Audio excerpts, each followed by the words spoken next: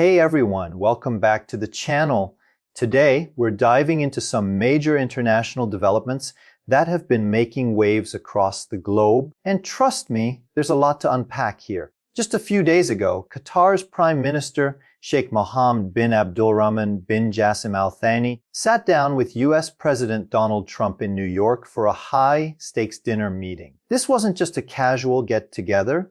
It came hot on the heels of a shocking Israeli airstrike in Doha, Qatar's capital, that killed several Hamas officials and, tragically, Qatari security officer. The attack targeted a Hamas political meeting, and it stirred up a storm of controversy, with many calling it a reckless move that could derail U.S.-backed efforts to secure a ceasefire in the ongoing Israel-Hamas conflict in Gaza. The fallout from this strike has raised serious questions about diplomacy, alliances, and the fragile path toward peace in the Middle East. So, let's break it all down and explore what this means for the region and beyond. First, let's set the stage. Qatar has been a key player in trying to mediate between Israel and Hamas, working tirelessly to broker a ceasefire and secure the release of Israeli hostages held in Gaza. They've also been pushing for a roadmap to rebuild Gaza after nearly 2 years of devastating conflict. Qatar's role as a mediator is no small feat, especially since they don't have formal diplomatic ties with Israel. That makes their efforts even more significant. They're stepping into a tense, complicated situation to try and bring some stability. But then, this Israeli airstrike hit Doha, targeting Hamas leaders during what was supposed to be a negotiation session. The strike didn't just kill Hamas officials, it also claimed the life of a Qatari security officer, which has sent shockwaves through the region. Qatar called it an act of state terrorism and a direct violation of their sovereignty. Can you imagine the tension? A U.S. ally, hosting one of the largest American military bases in the Gulf, gets hit by another U.S. ally, Israel. It's a diplomatic mess, and it's put Qatar in a tough spot. Now, let's talk about the meeting itself. Sheikh Mohammed didn't just meet with Trump for a quick chat. Earlier that day, he had an hour-long sit down at the White House with Vice President J.D. Vance and Secretary of State Marco Rubio. The focus: strengthening U.S.-sworn Qatar defense ties, especially in light of the Al Udeid Air Base, which is a critical hub for U.S. military operations in the region. They also dove into Qatar's mediation role and the fallout from Israel's strike. Qatar hosts this massive airbase, home to over 12,000 U.S. troops, and they reportedly pour billions into maintaining it. So, when Israel, another U.S. ally, launches an attack on Qatari soil, it's not just a slap in the face to Qatar, it complicates things for the U.S. too.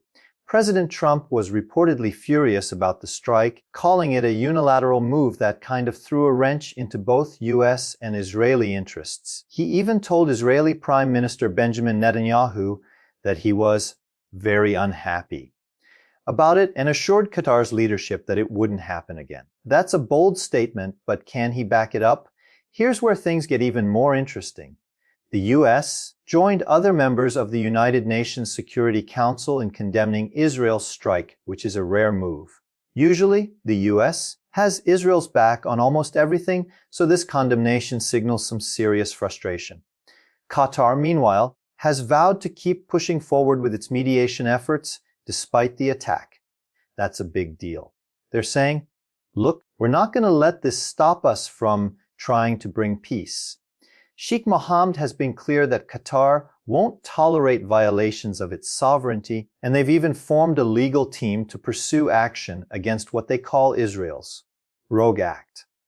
But at the same time, they're staying committed to the ceasefire talks. That's a delicate balancing act, condemning the attack while still trying to play the role of a neutral mediator. It shows just how high the stakes are. Let's bring in some perspective here.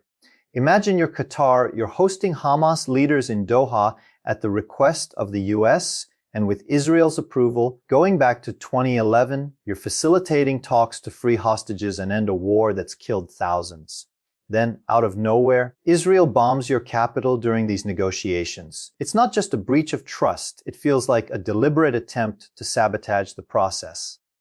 Some analysts, like Dr. Wilat, a Middle East expert, argue that this attack shows Israeli Prime Minister Benjamin Netanyahu has given up on the hostages and is focused on wiping out Hamas entirely, both inside and outside Gaza.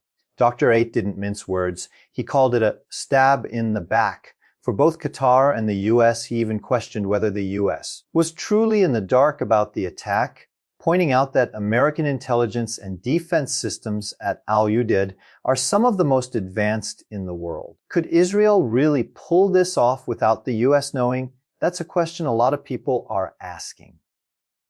Now, let's zoom out and look at the bigger picture. The Israel-Hamas conflict has been raging for nearly 2 years, and the human toll is staggering. Gaza is in ruins, and the international community is desperate for a resolution.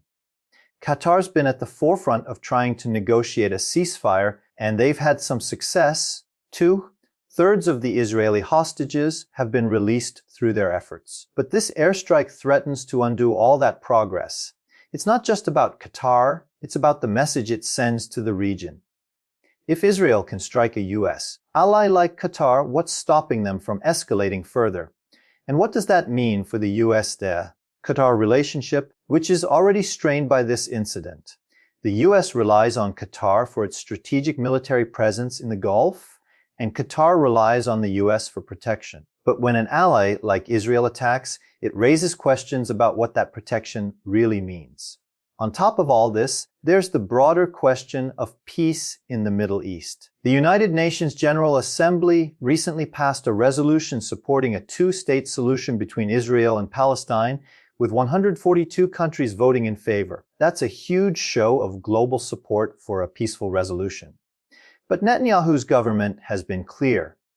They're not interested in a two-state solution. Netanyahu himself has a long history of rejecting it, going back to the 1990s. His actions, from expanding settlements in the West Bank to continuing the offensive in Gaza, suggest he's doubling down on a hardline approach. Some argue he's trying to eliminate any chance of a Palestinian state, which puts him at odds with much of the international community.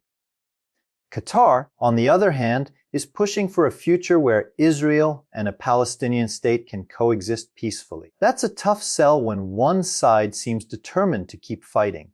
So, where does this leave us? The meeting between Sheikh Mohammed and Trump is a sign that both sides are trying to salvage the situation. Trump's frustration with Israel's actions shows he's aware of how delicate this moment is.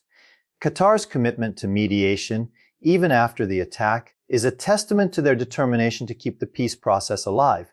But the road ahead is rocky. The Israeli strike has complicated U.S.-Qatar relations, raised doubts about Israel's commitment to a ceasefire, and put Qatar in a tough spot as they try to balance their role as a mediator with their need to protect their own sovereignty. For the U.S., it's about managing alliances with both Qatar and Israel while trying to prevent a wider regional conflict. And for the people of Gaza, it's about whether there's any hope left for a ceasefire and a chance to rebuild. As we wrap up, I want to hear from you. What do you think about Qatar's role in all this? Can they keep pushing for peace after such a blatant attack on their soil? And what about the U.S.? Are they doing enough to hold Israel accountable?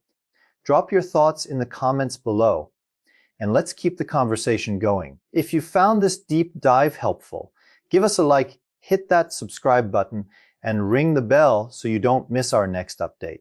We'll keep you posted on how this situation unfolds, because trust me, this story is far from over. Thanks for tuning in, and we'll see you in the next one.